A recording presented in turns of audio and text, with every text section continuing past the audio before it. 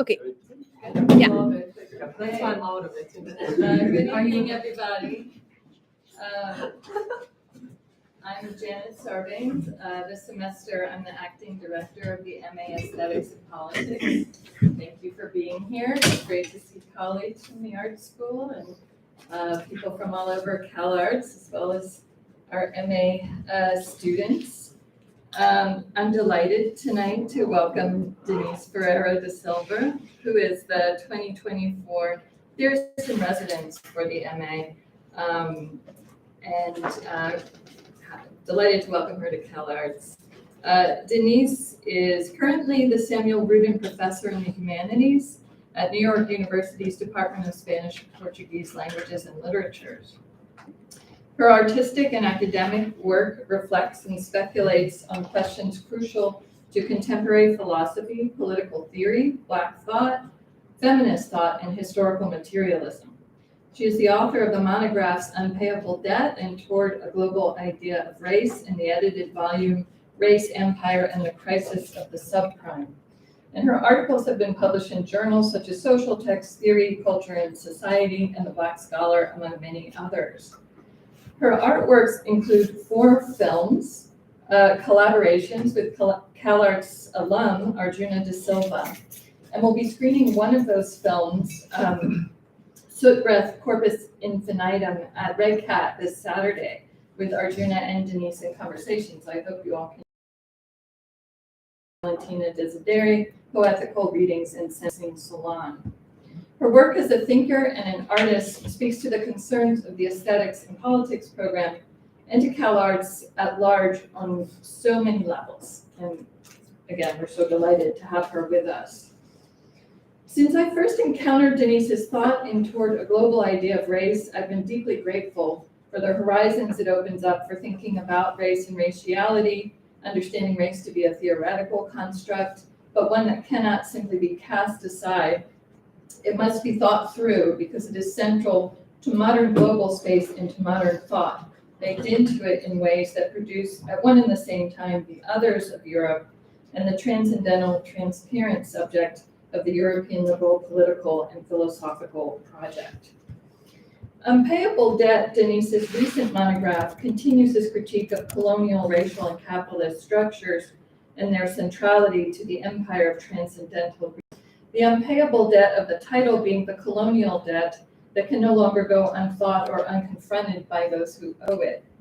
Performing a Black feminist poetical reading, political, ethical, practical, and poetical, of Octavia Butler's time travel novel Kindred, Denise foregrounds the wounded captive body in the scene of subjugation and the possibilities that Butler's protagonist uncovers for working towards the end of the world, whereas she says the known world. Denise's artistic practice, her films and her poetical performance collaborations, as well as her art writing, draw attention to the material and elemental legacies of total violence, anti-Black and anti-Indigenous, the wounding and marking in the soil, the waters, the forests, and the air. Her project of developing a materialist and what she calls decompositional way of reading artworks, rather than a formal and analytical one, which we had a great conversation about in the seminar today, sees artistic practice as a generative locus for radical reflection on racial and colonial subjugation in the global present. It's very difficult and actually impossible to sum up Denise's wonderfully varied and challenging thought and practice. But I wanted to just describe a few aspects of it here in the interest of encouraging our continued engagement with her work as a community beyond this event and this visit. Before turning it over to Denise, I wanted to give heartfelt thanks to Erica Min for all her help with this event and the seminar, and to Kyron Jokin. I say it right, Kyron Jokin. Yes. And thank you all again for coming tonight. Please join me in welcoming Denise.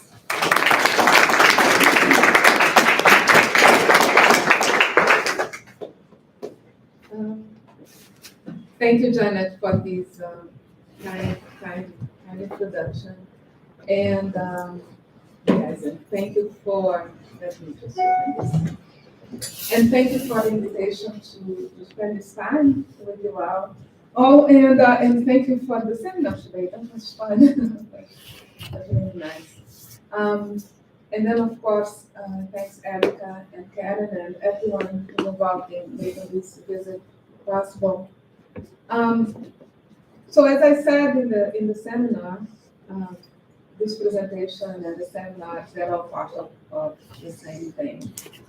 But I also want to say that my presentation today and as everything else that I have been doing, and I'm repeating what I said earlier, they have been and are profoundly altered by the events of the past 3 months. Hamas attack on the October 7th, the killing and kidnapping of hundreds and of people, and then the ongoing and the thousands of death and destruction that Israeli forces are causing in Gaza to this day. It must stop, and I think more importantly, it can't become just another episode in this story of us, one that we will follow, to which we'll react, about which we'll post on Twitter, Facebook, and other online venues.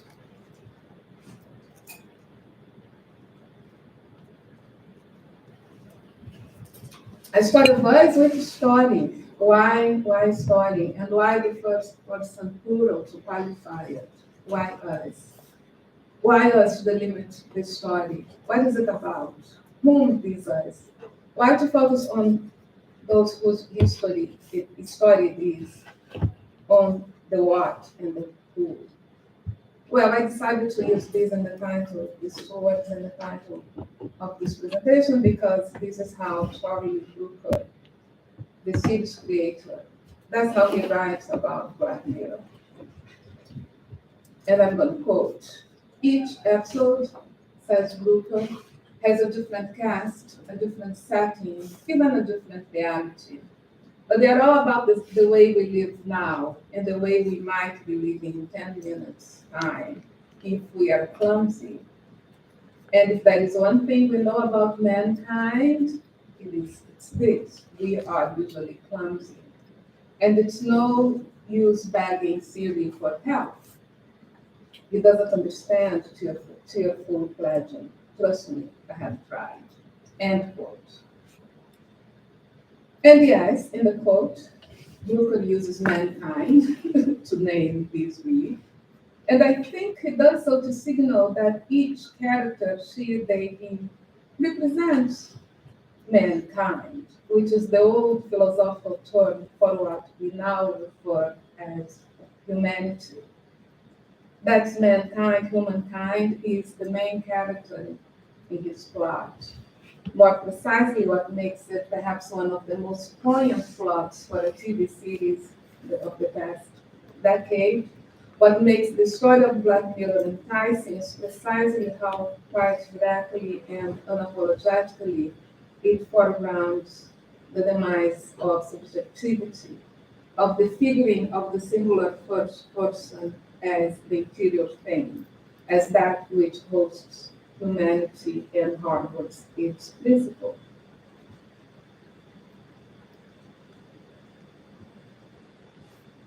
Each episode shows a person or persons on the brink of being caught in a downward spiral of losing herself or himself or themselves because they had abused of or had been abused by a techno virtual tool directly or employed by another person. In fact, the series hails its viewers through precisely that presumed common universal inferiority, which is which shows which it shows is under threat of being captured by those electronic gadgets that have become indispensable to our everyday existence.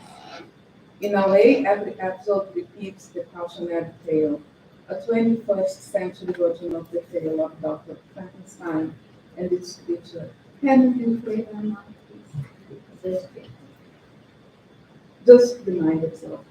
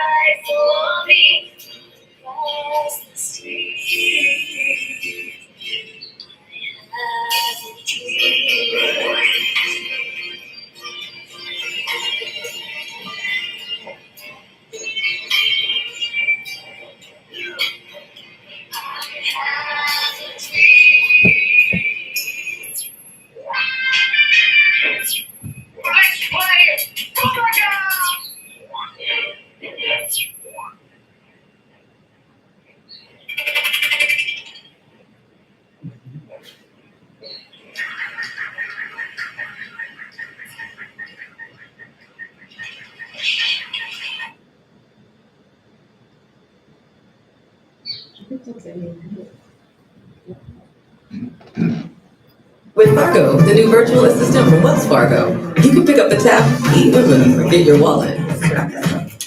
Fargo, send cash for $145.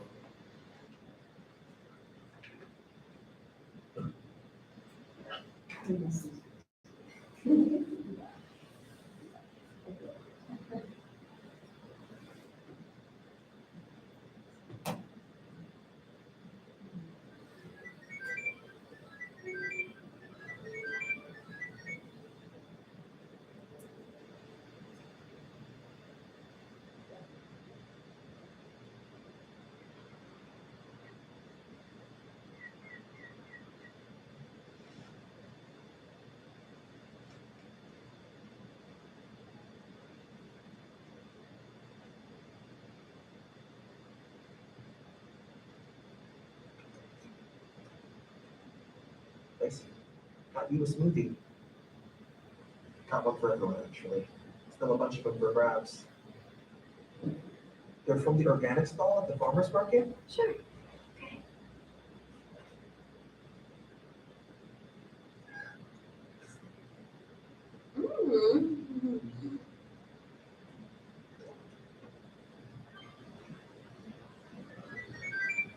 Thank you.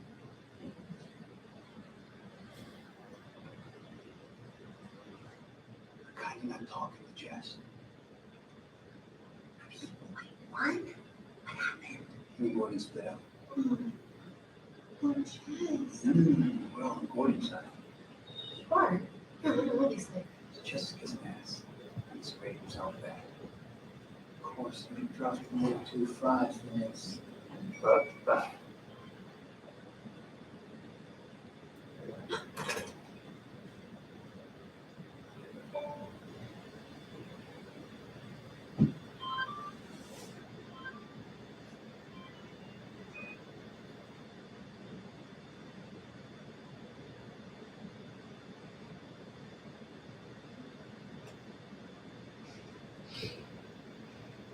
And that's one rush swing.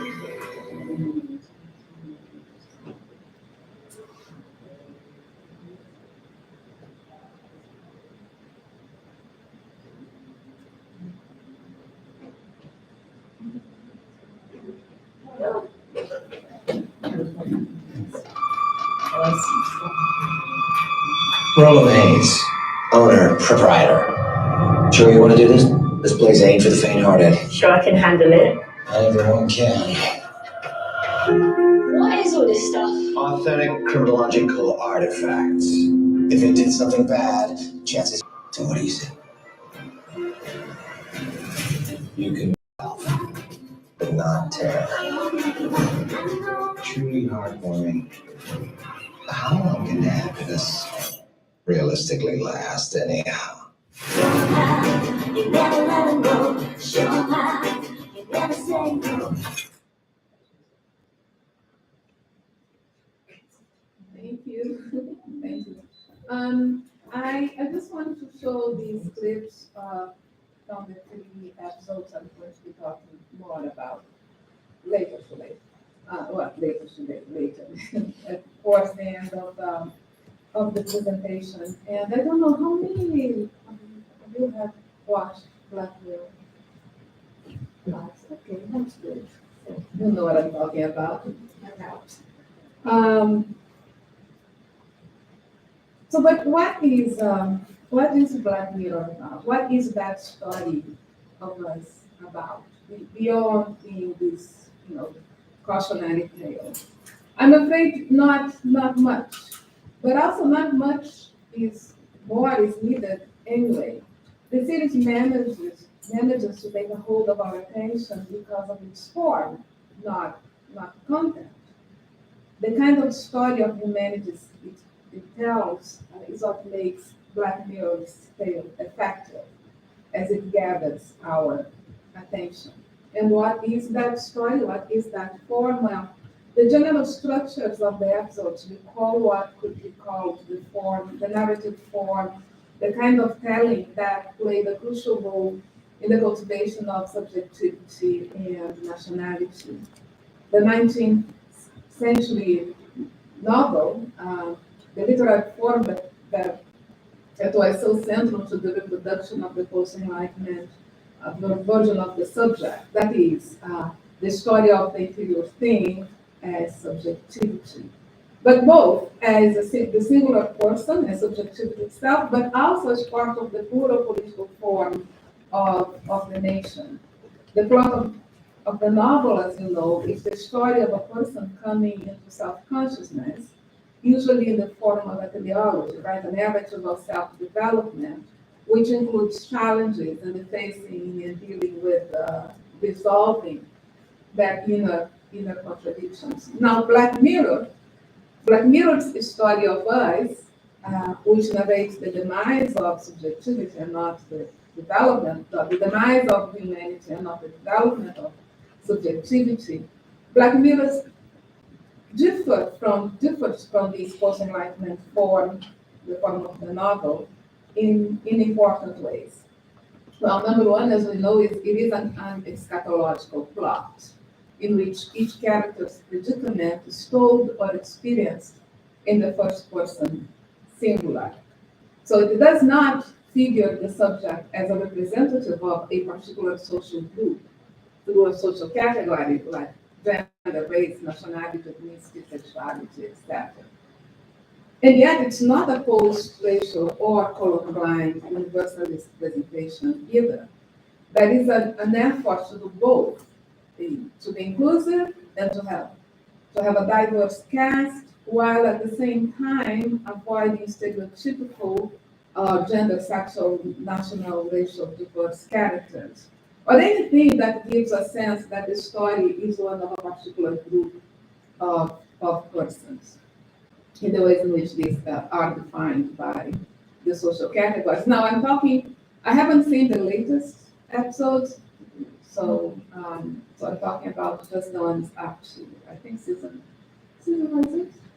That's 6. But in any event, my point is that for the most part, the characters have no racial, national, social, gender, sexual, age, body, mind, physicality kind of identification. What matters about them is not their social attributes, but that their techno-virtual experiences, which are presented as, if not universal, at least generalizable. Each character has in common with each other and with the audience the fact that they are, as human, as persons, they find themselves usually in either physically or mentally violent dystopian techno-virtual situation or experience. But actually, even if in the physically violent situations or experience, there is the mental, in particular, the affective toll that is, it has on them that is foregrounded. Furthermore, the techno-virtual machines affect but are not affected by us, by you. They pay no attention to us. Tearful pledging is the phrase Brooker used to signal that. And he tells us in that quote that from the beginning, that even though one can talk to Siri or Alexa or Cortana, I would add, and they can talk back to you, it will not come to your rescue, right? It doesn't understand something. It may be paying attention to you, perhaps too much attention, but does not care for because it is not affected by you. And it is precisely that statement, that aspect of the statement by Brooker that inspired me to try and figure out whether and how the series participates in this early 21st century rewriting, or in something that could be called an early 21st century rewriting of subjectivity. So I don't know. I'm just describing, the question, the formulation of the question. It's long, it's gonna take a long time. So what I'm sharing with you today is indeed an initial analysis of what I have learned so far. And in this description, I highlight how the statistics supports the deployment of subjectivity and humanity in the cities. And things that we know are the major post-enlightenment ethical figures. But it supports it in a critical commentary on our contemporary electronically mediated existence, primarily. And then, of course, as I do this reading, I'm activating Blackness' capacity to unravel the modern ethical grammar from within. And it is that capacity which allows me to draw a line that quite quickly expose the operations of coloniality as well as raciality in the global present. How that's done through attention, which is precisely that which the series demands from us, the viewers, and which is, as its scatological details remind us, the target of the extractive mathematical machines that power our minerally built electronic gadgets. Individual subjectivities. So I will have to start with attention itself, and I'll begin with a definition from a textbook and one from a critical analysis of our information society. So I'm quoting, not enough attention to meet the information demands of business and society. This is a statement with which Davenport and Beck introduced this textbook on attention economy. And they continue by saying, oh, that's bad. Talk about attention economy. I forgot. Then they proceed by saying that, quote, in this economy, capital, labor, information, and knowledge are in plentiful supply. What's not is human attention or an attentive human mind. And then from here, following the basics of the liberal economic facts, they introduce the concept, attention economy, with the statement that attention is a scarce resource. More precisely, they define attention as an abstract resource, as a type of currency which can be accumulated, traded, and converted into other currencies. And for this reason, they argue, and I quote again, the problem for business people lies on both sides of the attention equation, how to get and how to hold the attention of consumers, stockholders, and potential employees, and the like, and how to parcel out one's own attention in face of overwhelming options. Peoples and companies that do these succeed, the rest fails. Understanding and managing attention is now the single most important determinant of business success. End quote. And then I have this definition from a critical text by Michael Goldhaber, which is cited by Diana Terranova. And I quote. So about attention economy, a system that revolves primarily around paying, receiving, and seeking what's most intrinsically limited and not replaceable by anything else, namely the attention of other human beings. End quote. Well, of course, the textbook and the physical text share the same definition of attention, but they have different assessments of it. And that has to do with how the ethic and the economic themes of value work jointly in the impulse enlightenment thinking. Even though both present attention as an economic scarce, as an economic object, a scarce, calculable resource, the textbook is concerned with how to harness it, how to extract its economic value, while the critical commentator highlights how its value, which resides in its non-fungibility, not replaceable by anything else, its unique quality as a lies obviously in its unique quality as a human capacity. And as such, it shares in humanity's attributes, in this case, dignity. And again, here we are in the ethical scene, right? And the problem is that has now become target of capital. So it's beyond information, it's about the gathering of attention. But anyway, of course, I'm interested in the critical text's take on attention. Because the network subjectivities, to use Tiziana Terranova's concept,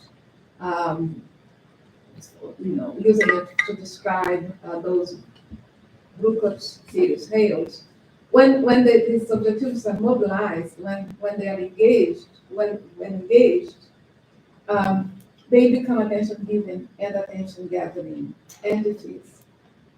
But in the case of the attention economy, and Terranova notes it, what's important is efficacy. What's important is the fact that information reach the receiver. That's more important than content, than how it affects them. That is it for whether it's, the message has a coercive, formative, or productive effect. That doesn't matter. And there is this shift that teases the sleeping sociologist in me, and I go back to how I began. I wrote my MA thesis on soap operas, on TV programs, so I'm just back into that. Because this concern with efficacy, not finality, for instance, and this efficacy in this exercise I'm contraposing to ideology, right, to the focus on the content, by the way. So that focus on efficacy instead of ideology is about a certain kind of hailing, a certain kind of advance, which I think is fostering a kind of sensibility, and then I'm using here sensibility in that Kantian sense to highlight how also that affectability is inseparable from intelligibility. In the Kantian program, it comes analytically before, right? And I'll say more about it tomorrow. But in any event, as you may be anticipating, then this hailing, this calling of attention without concern with exchange of meanings, of content, is not an example of Althusser's interpolation, as it does not operate at the level of the symbolic, even though that which is used in the hailing could and does. And that's so because what's called for is not an agreement but acceptance, a response of sorts, something that has content. What's expected is a reaction, an indication, no matter how fleeting, that a message has been perceived. This reaction to the hailing, I'm calling for now, I'm calling it feeling. And I do so to highlight the fact that I'm locating this reading in the statical register not in the political, and I'm going to go there and we can have a conversation about it. Because we talked about the moments of the political, such as the ethic, which is that of principles, the symbolic, which is that of concepts or category. Um, Both of these moments would give primacy to content. But by this, I do not mean that there is a separation between those two domains. I agree with David Lloyd's argument regarding the centrality of the aesthetic in the constitution of the post-enlightenment of the racial regime of modern representation. So what I'm working with here is a distinction through the identification of two registers, like there are two catalogs, which are inseparable, as inseparable actually as affectability and intelligibility. So if the distinction is analytical in terms of being about naming, separating, yes, but about how one approach, more so about how one approaches what is under examination, and not about establishing what it really is, that is. It's not ontological, you know. Feeling is then a condition of possibility, a form that needs to be in place before the substantive moment, the actual meaningful, emotional, or intellectual response.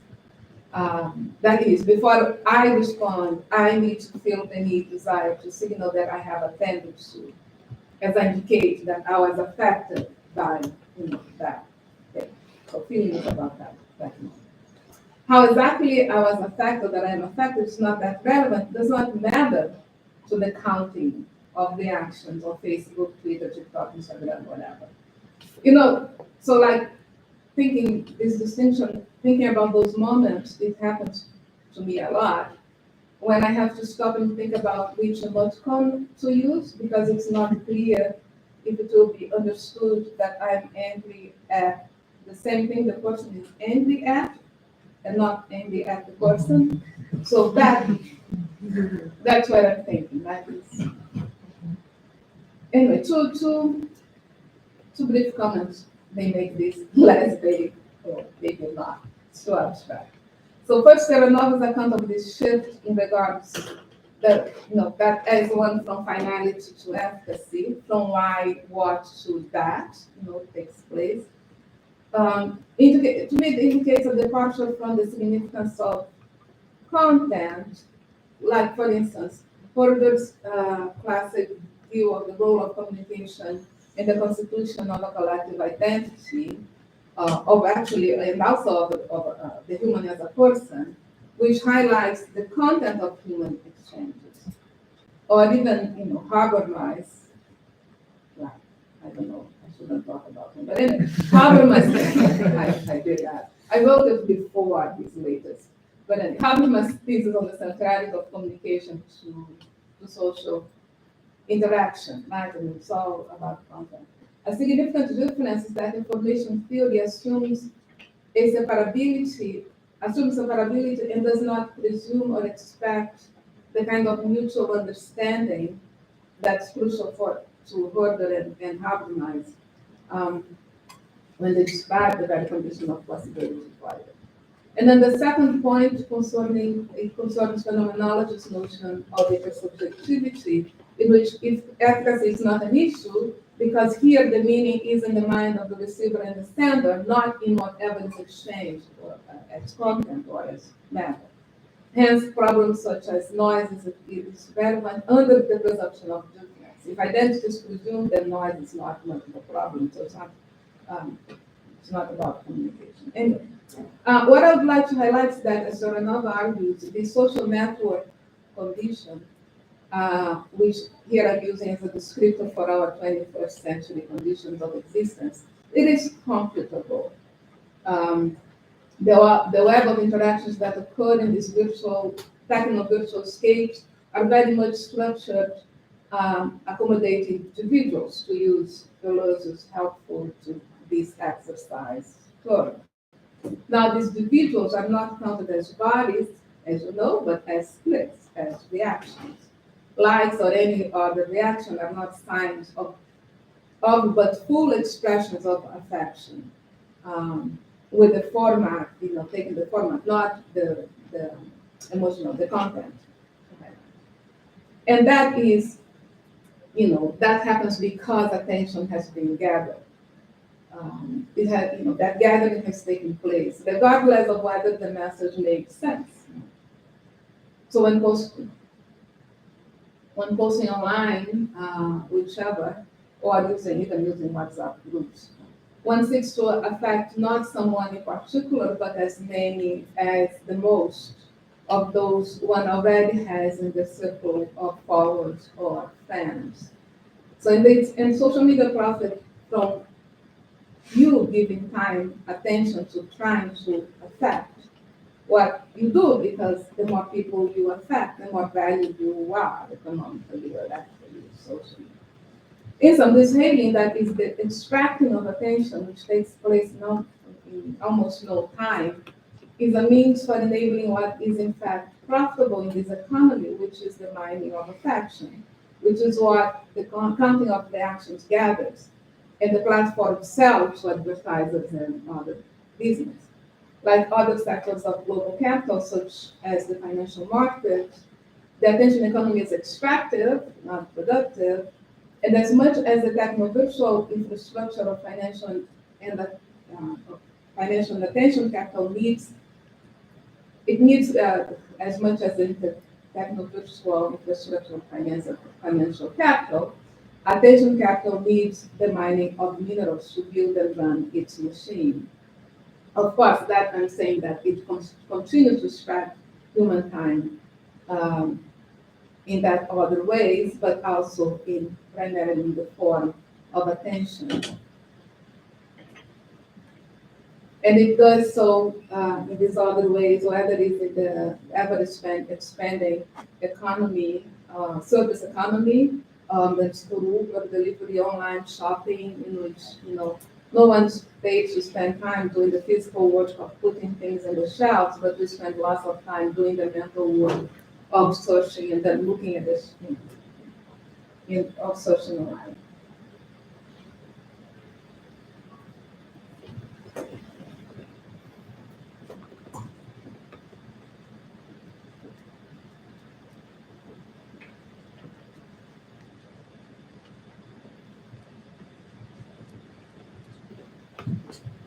So the purpose of this extraction is precisely the mining of affection, of affectability to be precise. Not necessarily, of course, the drawing of tears. The value of affection does not reside on its content, as I said, in the how it's expressed, but on what its expression necessitates, which is the expenditure, the giving of pain of time in the form of attention. Coherently, like any extractive industry, attention refers to the form, not the content of the mental process. And this is why I approach this in the extractive register. What matters is not the content quality of the reaction, what counts the quantity number of reactions. And not surprisingly, the most important characteristic of a virtual media engagement is visualizability, in which I also include the clicks, of course. Online interactions are precisely what gives great weight to visualizability, both quantitatively, in terms of how many reactions, and qualitatively. So WhatsApp, for instance, allows you to see that the person has seen the message, and then from there measure how much the person valued you as a contact. Appreciating tearful pleasure. So let me go back to Brugger's series and my reading of how it hails us, 21st century network subjectivities.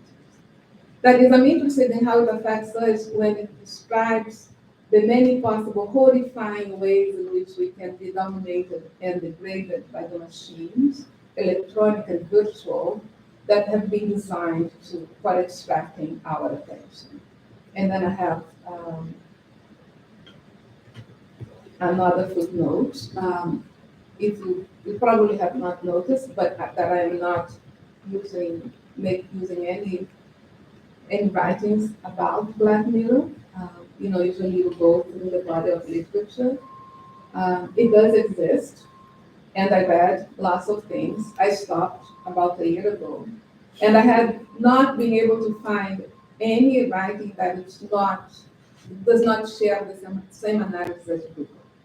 It's like everybody agrees. Folks who write about Black Mirror, oh yes, yes, this is happening to us. So like, I gave up and I don't have it. I don't have it.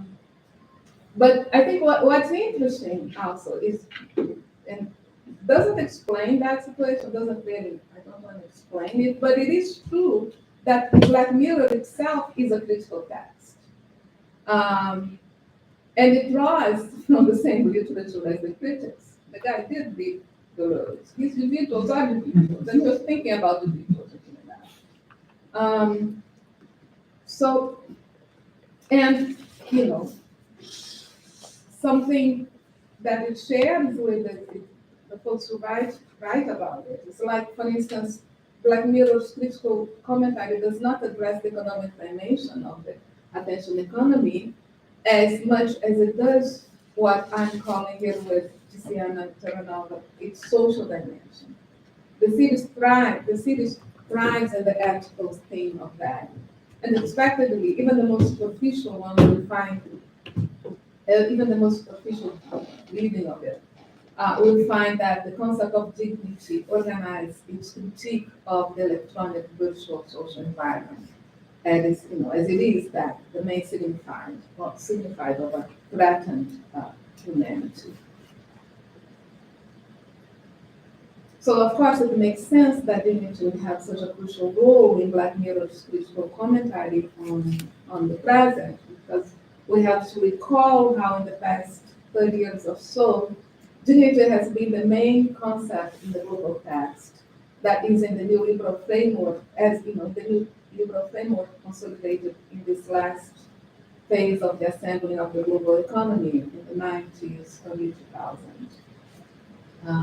Under that mandate, not only there was an activation of the whole range of international rights instruments, human rights instruments of the 60s and 70s, new ones were created, like the rights of indigenous people. And in that whole panorama, human dignity, as articulated in the philosophical text that sustained the 1948 Declaration of Human Rights, dignity would also be the guiding principle for the declarations and programs for implementation, for instance, of sustainable development strategies.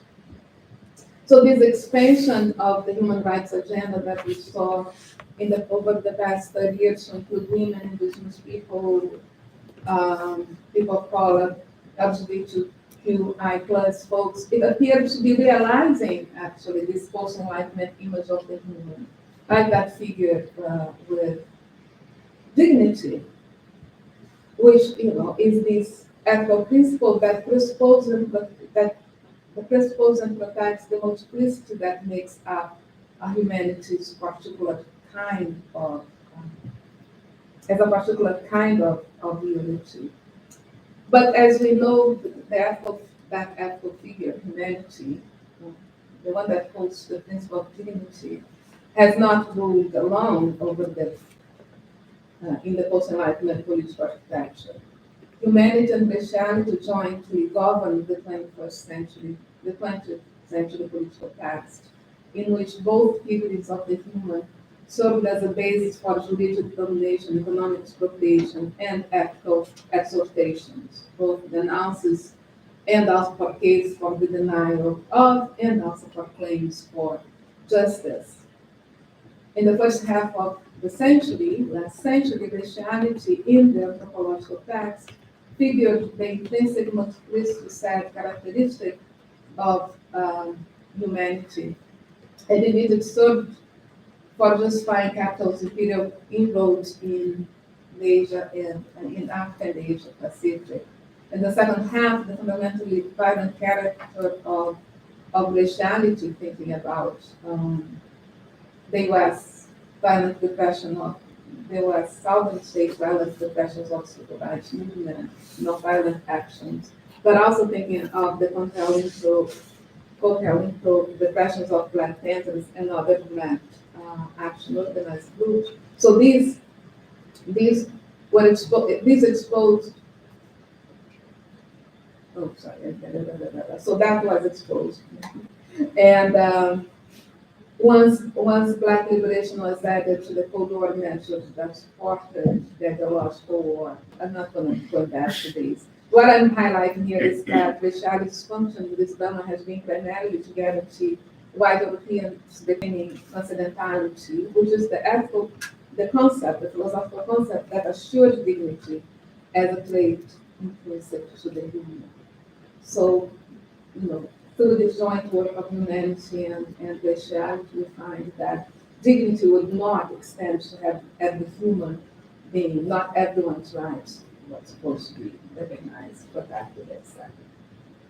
So keeping in mind that raciality plays in this ethical context, in the very delimitation of the reach of dignity, and we see this discourse of operation at work in all its perversity in Israel, justifying otherwise unacceptable deployment of total violence with the claim that it is necessary for ensuring self-preservation. This claim has always been a privilege of those to whom raciality ascribes naturally or historically dignity. So how it does so, I don't need to elaborate, but it is, I think, beautifully articulated by so many, Silva, Alex, Ferreira, Sadia Hoffman, so many others. So I will just talk about Black Mirror on these circumstances. So as I said before, each Black Mirror episode seems to lament precisely how our increasingly electronically mediated existence militates against dignity. Each story, there is one exception, which is San Junipero.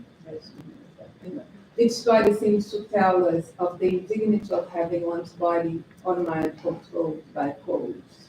So the theme of captivity versus liberty is prevalent in most episodes, as it is in the three I sampled and showed at the beginning of this talk.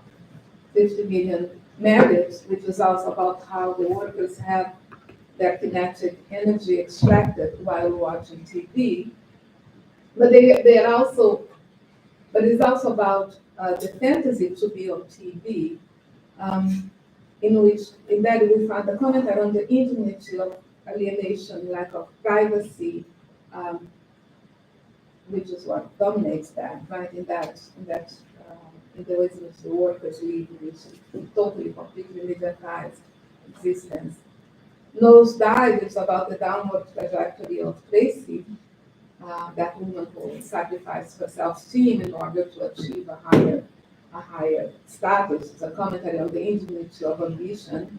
And Black Museum, in which a person's last moment of agony, that the moment when he was executed in the chair, is sold as entertainment. And this is a commentary on the indignity as extraction of someone's suffering for entertainment / commentary on lack of empathy. Now, all three focus on what I call visualizability, the gathering of reactions, clicks, likes, that's distracted. Capacity, 50 million merits features young men and women peddling social anxieties for a living. That is for merits used for pay for everything, and which they are forced to use for being entertained. The only way out for them is to become entertainers themselves. Nosedive is a tragic comic story of Lacey Pounds, who sees her dream of becoming an influencer plunge exactly as she tries to increase her likability by serving as bridesmaid for a family. And Black Museum, a daughter relieves the memory of the last moments of her father's life, which had been captured in an electronic device designed for sharing mental contents. Each figures are a version in which electronically mediated interiority renders the person an object. But the phenomenological experience shifts in that it is not about one seeing and being seen, visibility, about one seeing and being seen in the world. It is about being seeable in a self-created, it's about a self-production facilitated by the mediating codes designed for extracting attention and setting affection.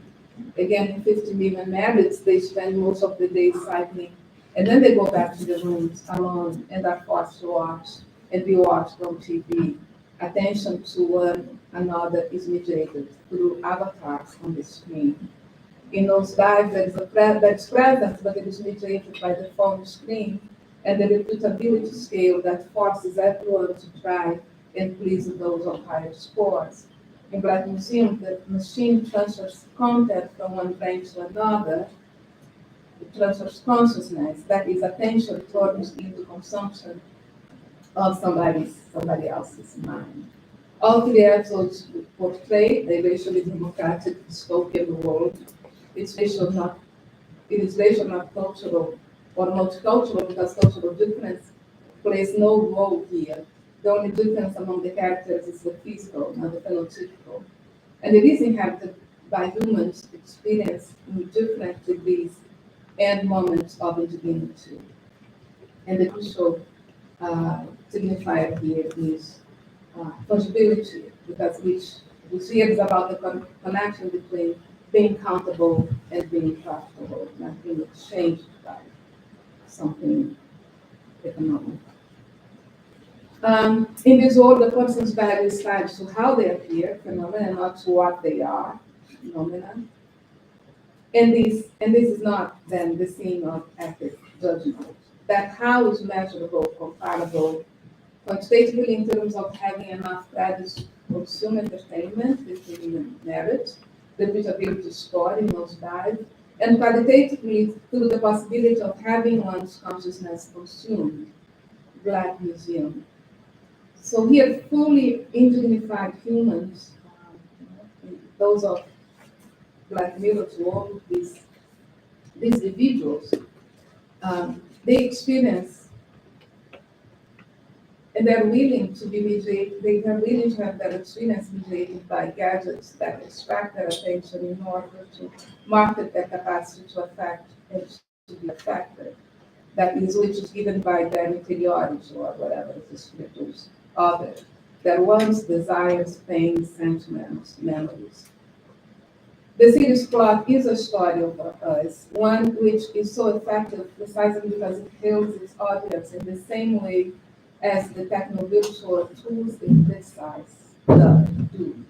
It hails us as individuals, that is, as disparate singular effective entities who, unlike Siri and Alexa, do perceive fearful pleasure. Consistently, Black Mirror's version of humanity, story of the human, first person plural, does not highlight content, that is meaning. It assumes that regardless of a person's specific social position, with all its cultural implications, regardless of that, she will respond to its hailing, to the calling of their attention, to the risks of the techno-virtual existence. From this perspective, Black Mirror's characters are human beings who we meet almost as surrogates, whom we can watch while they embark on a nightmare made possible by technologies, both hardware and software, which go beyond the gathering of attention to the capturing of the mind itself. Consistently,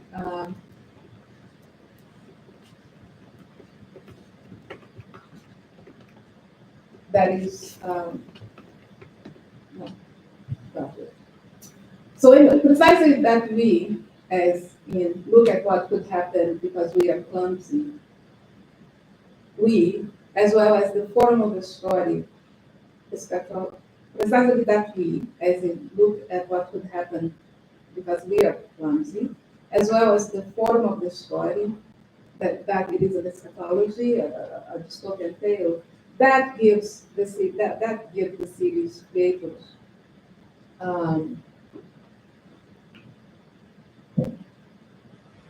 the series creators more evaluation of the techno-virtual scapes it portrays. That gives Black Mirror its appeal. That's what renders it scarier than doom scrolling on Facebook or Twitter or whatever. Because it turns out that, in comparison, social media platforms seem to have only a temporal and superficial hold of our attention. In real life, we are still pretty much wage laborers in the attention economy, while in Black Mirror, the interiorities we meet, who at some point were clumsy, are either virtually or literally captives of the electronic machine.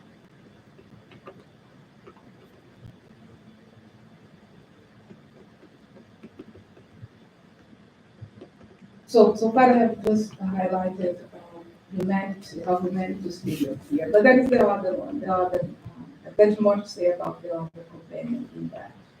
And it is here, when we're talking about raciality, when we attend to raciality, in the context where it seems not to be, um, that it becomes of interest. Because here, under the theme of capacity, of captivity, is where I find raciality.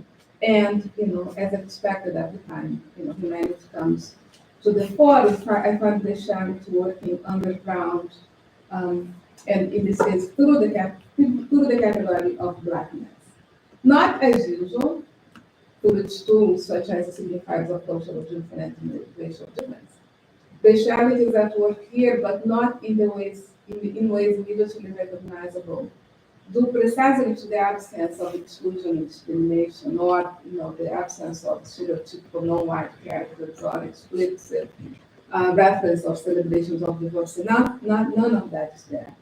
So raciality works through that with blackness, which appears here in the story of us in terms of the form of the plot itself, in that X, which holds its organizing distinction of the story of indigeneity, and it does it in three ways.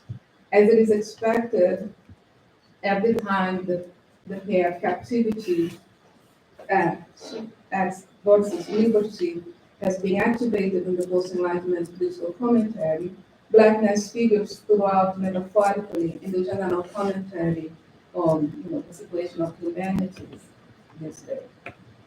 So the reference here is indigeneity. When humans accept to live through codes and machines, which are represented by the shattered black cell phone screen, that which rendered them, and rendered them at once actually, labor and raw material and instrument of production. So that living in such a way renders them objects for not only commodities, but objects for consumption. I think more insidiously, blackness functions here indirectly, but still in terms of the plot, in the reference to subjectivity, but here is more about slavery as a metaphor that disclaims blackness just as well. Enslavement at that level of the singular person's experience is referred to at the existential level, economic, political, and affective, but enslavement happens through a voluntary gesture that obtains it. So the desire to be visualizable, light, quality, the people. And that gets us to how blackness operates in Black Mirror, how it plays out in the form of human demise. So that is, you say, I was describing the structure, and there is the movement in that plot, which is the story is a story of a person's loss of dignity. And of course, the connection here is not difficult to trace. Indignity and the indifference it signals has been a main effect of raciality as a natural toolbox. And it is that indignity which has played out, for instance, in the recent decisions about the global pandemic, etc. So here it's not about raciality's mapping of human difference, but about how the category of blackness signals a difference in of the human itself, which is its loss of exceptionality, meaning dignity or its devaluation.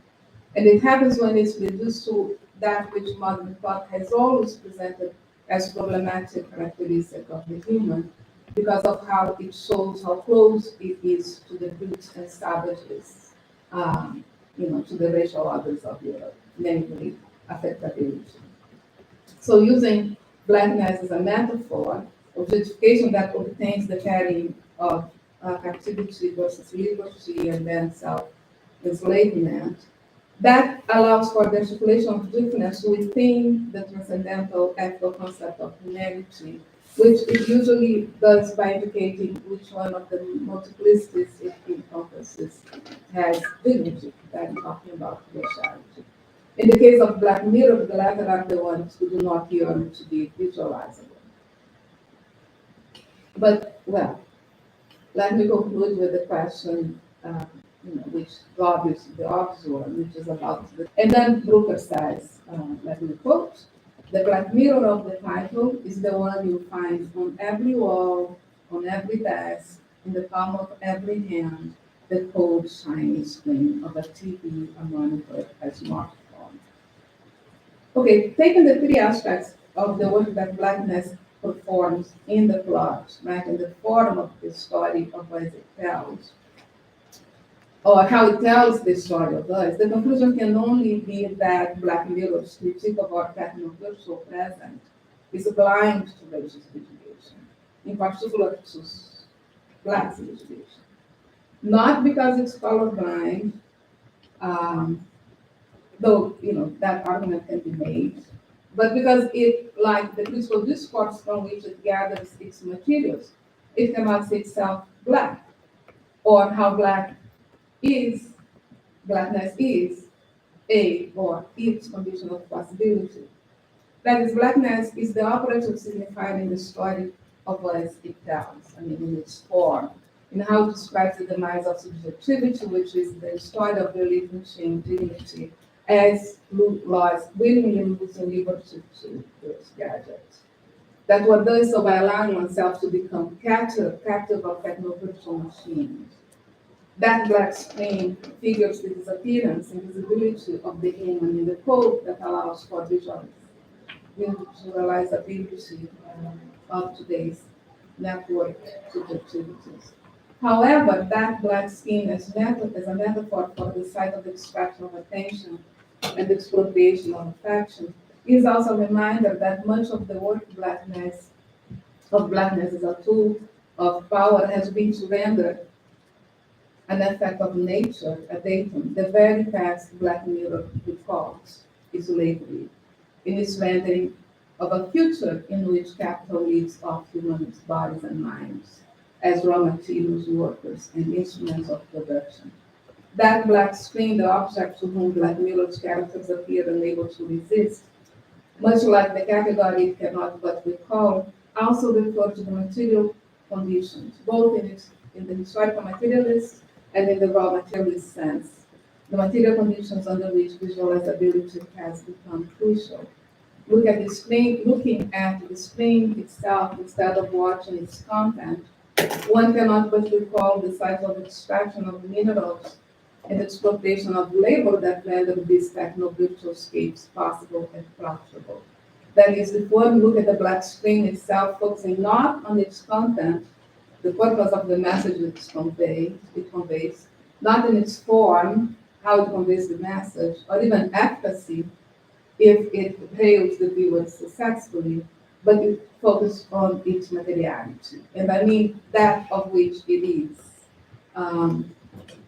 That of what it's made, such as the aluminosilicate glass, aluminum and silicon in the LCD, the copper, gold, and silver that enter into the microelectrical components and wiring, which are mined in the Congo and Zambia, the coated ores from which tantalum is mined, which is found in the DRC, Rwanda and Uganda, the lithium used in the batteries, which is found in Argentina, Chile, Tibet, Australia, the palladium and platinum used in the electrical circuitry extracted in South Africa, Zimbabwe, and so on.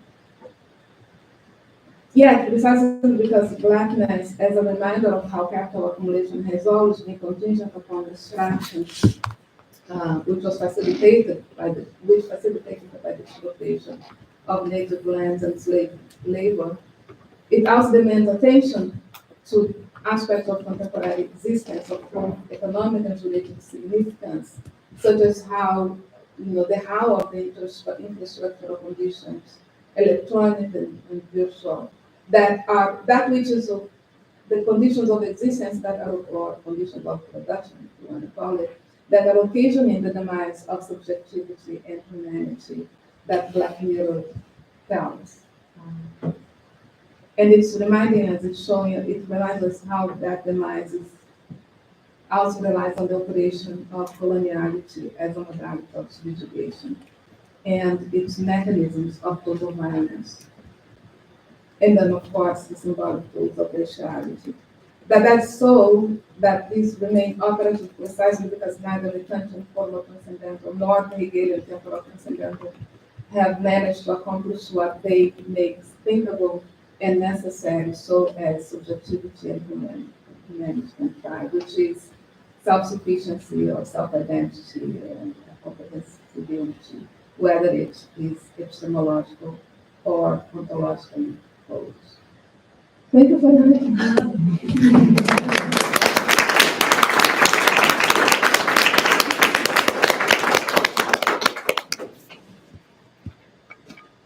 I forgot to say that it's going to be long.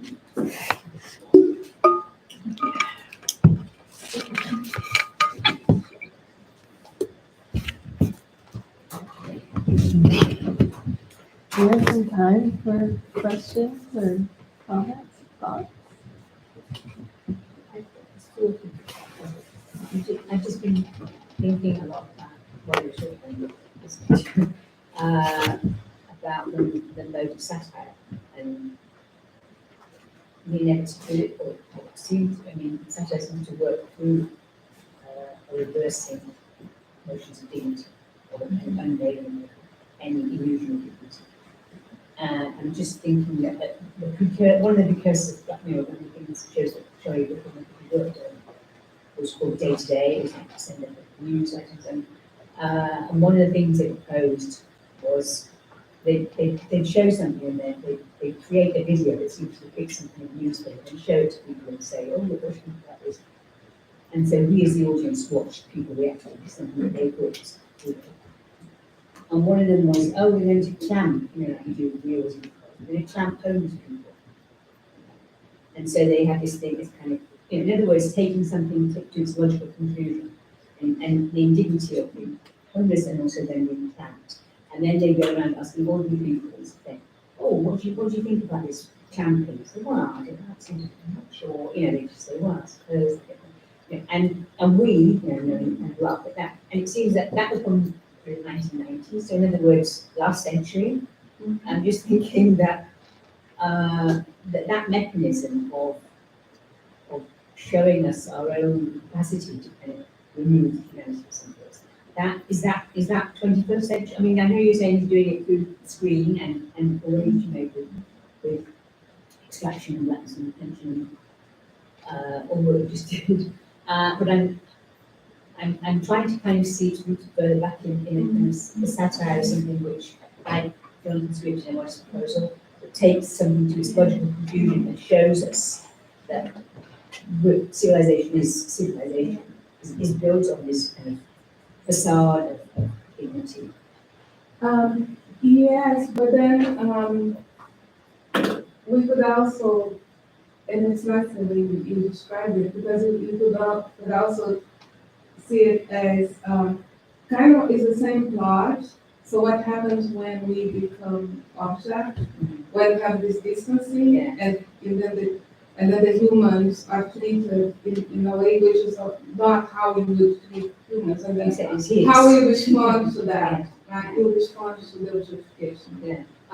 So then, like, what was done through this recording and then showing, now it seems that look at the same, okay, now this, in that relationship with those machines, that's where we are. In doing that. So interesting that we have this preoccupation, and then that kind continues. of speeds up so that some of the mutilation is removed, and we're living.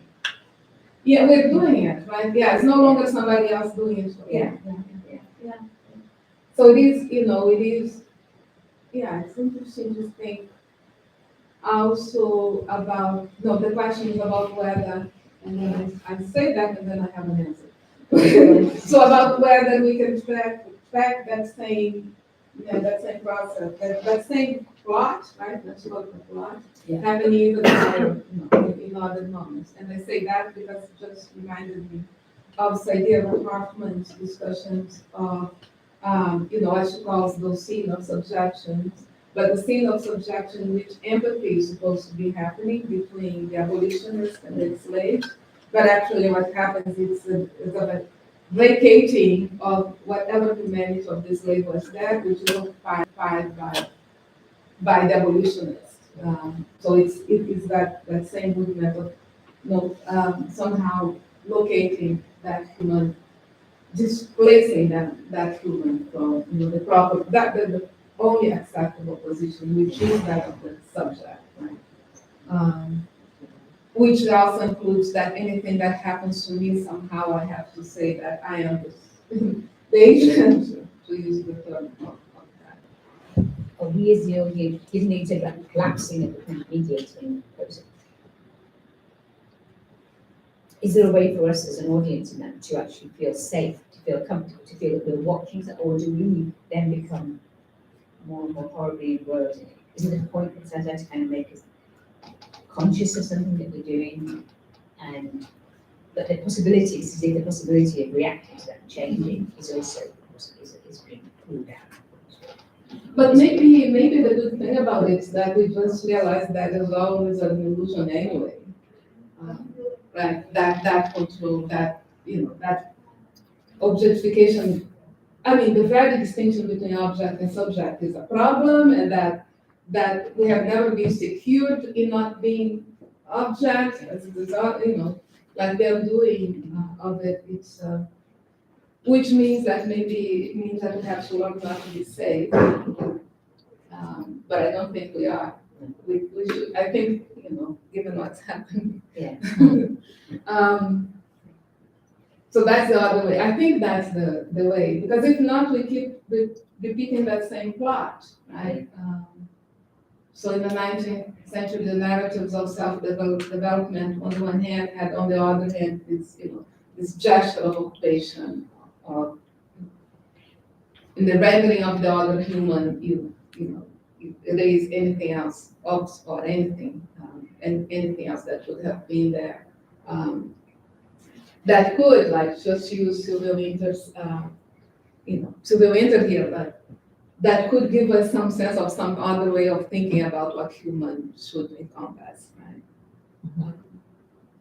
Yeah, but I think at this point, given the total destruction we're causing, even in that which is without which we can't exist, which is the planet,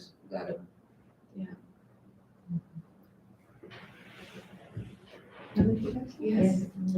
I was going to first say thank you. I felt like, especially following the seminar earlier, this was an excellent example of like thinking with the text, with the work. And I was struck that you'd also worked with Kindred, and I was wondering if there was something about these speculative modes. I wouldn't necessarily call these things sci-fi, but is there something that you find compelling about these speculative narrative modes in terms of being able to think with the work, or is that more just like a personal interest or temperament? The 12-year-old geek. Just love sci-fi. How is that? It's my thing. It's my pleasure. And then I think, and then it's it's so fun. Yeah, it's so familiar and easy, But at the same time, it is the 12-year-old who does that. But it's also about sci-fi being so much about the limits of our imagination, right? Insofar as it's informed by knowledge, right? Scientific knowledge, as far as we can go. And with Kindred, I used Octavia Butler in my theory seminars back in the early 2000s, precisely because then I could talk about space and time without those limits, right? In this other weird way. But this is just, I just love sci-fi. Bad sci-fi.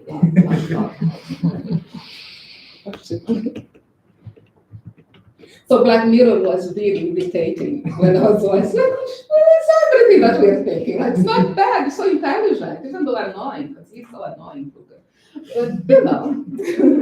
so I tried to figure out what is it? What is it that is there that is, because it bothered me in being so, yes, exactly. Like the work of art that we were talking about. It carries the content is our critical products of our critical engagement, but also it irritated me that Black Mirror, the phrase itself, that it was so much, was so obvious, but then at the same time, the text is this, multicultural, whatever, however we describe it, and yet Blackness was doing the work all the time. So, yeah, I think that's why I decided, okay, let's spend some time with this story.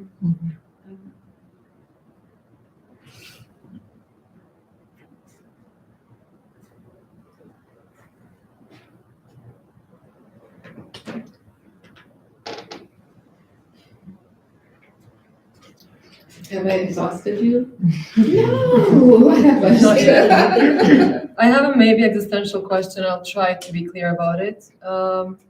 Maybe I want to make a pushback to when you said that social media has our temporal attention, whether I think for younger generations, this attention, it has a full-time attention from the users that exists in real life as well, because I think we're constantly anticipating the next post we're going to create.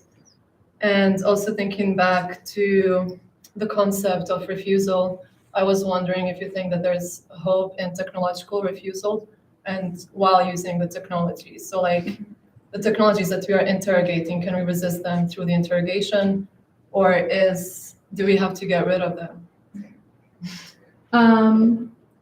Yes, actually not only the young generations. My mother spends so much time. She sleeps holding herself. She's always on WhatsApp and everything else that I'm not on. So yeah, it's not only the younger generation.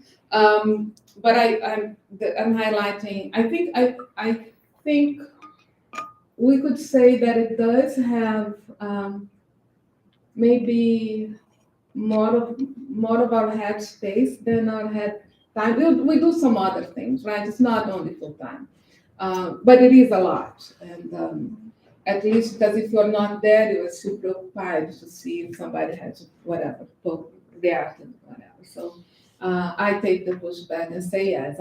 I had my niece, my 18-year-old niece, and my 81-year-old mother with me, and I was like looking at what. I had them at home for 3 weeks. I can't believe what happened. So in terms of the use of technology, you can just be Marxist about it, right? Those conditions, the conditions of constitution of us as political subjects in this moment. We have to go